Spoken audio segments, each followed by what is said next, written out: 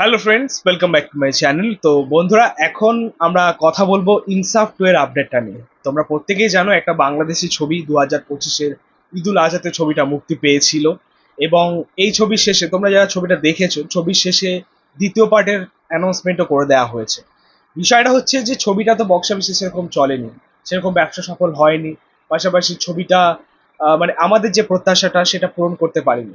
অবশ্যই একটা multi star caste ছবি ছিল, সেখানে আমরা শরীফুল রাজকে পেয়েছি, তাসনিয়া ফরিনকে পেয়েছি, মোশাররফ করিমকে পেয়েছি, চঞ্চল চৌধুরীকে পেয়েছি, সঞ্জয় সমদ্দারের পরিচালনায় ছবিটা।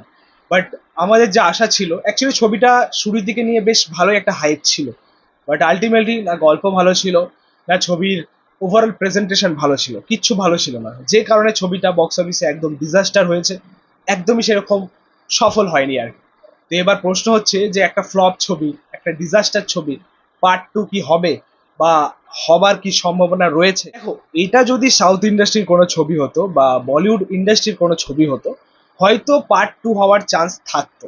কারণ আমরা জানি যে বলিউড এবং সাউথ দুই ইন্ডাস্ট্রির কাছেই ভালো বাজেট রয়েছে, বড় বড় প্রোডাকশন হাউস রয়েছে, বড় বড় প্রযোজকেরা রয়েছে।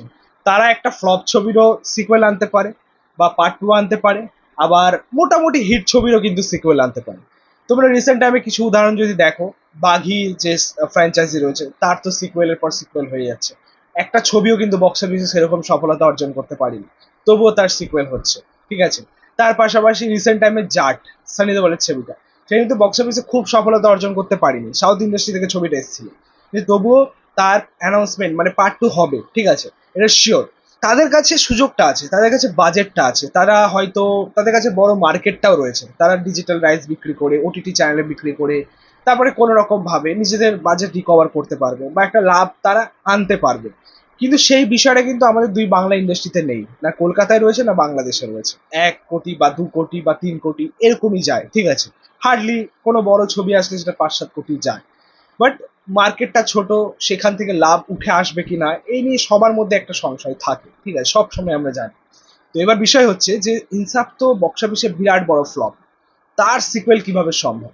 রিসেন্টলি যে আপডেট আমরা পেলাম, এই ছবির সাথেই যুক্ত একজন প্রযোজকের কাছ থেকে। তোমাদেরকে বলি যে ইনসাফের পার্ট 2 বা সিকুয়েল হওয়ার কোনো চান্স নেই, কোনো সম্ভাবনাই নেই। বক্স অফিসে এমনিতেও ছবিটা ডিজাস্টার ছিল, ছবিটার টোটাল যে বাজেট ছিল অ্যারাউন্ড 3 কোটি টাকা। বক্স অফিস থেকে বা এই ছবির সাথে যুক্ত প্রযোজকেরা 1 টাকাও লাভ করতে পারেনি।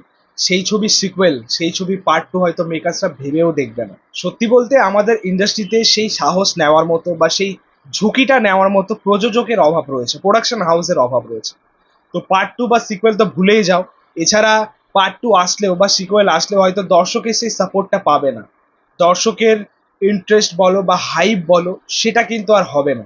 কারণ পার্ট 1 পুরোপুরিভাবে ঝুলিয়েছে, সেখানে ভালো স্টার কাস্ট নেওয়ার পরেও, হ্যাঁ, তারপরে ভালো পরিচালক নেওয়ার পরেও, ভালো বাজেট নেওয়ার পরেও আর কি, আলটিমেটলি সেই প্রত্যাশাটা বা সেই এক্সপেকটেশন কিন্তু আমাদের ফুলফিলমেন্ট করতে পারিনি মেকার্সরা, ঠিক আছে। সো পার্ট 2 আনলেও সেটা হয়তো ওয়ার্ক করবে না, ঠিক আছে, এটা বাস্তব কথা। এবার দেখা যাক যে মেকার্সদের আগামী সিদ্ধান্ত কি হয়। বাট এখনো পর্যন্ত যেটা আমরা একদম এক্সক্লুসিভলি জানতে পারছি যে পার্ট 2 কিন্তু একেবারে হবে না, ঠিক আছে। সো এই ছিল ইনসাফ 2 এর এক্সক্লুসিভ আপডেট।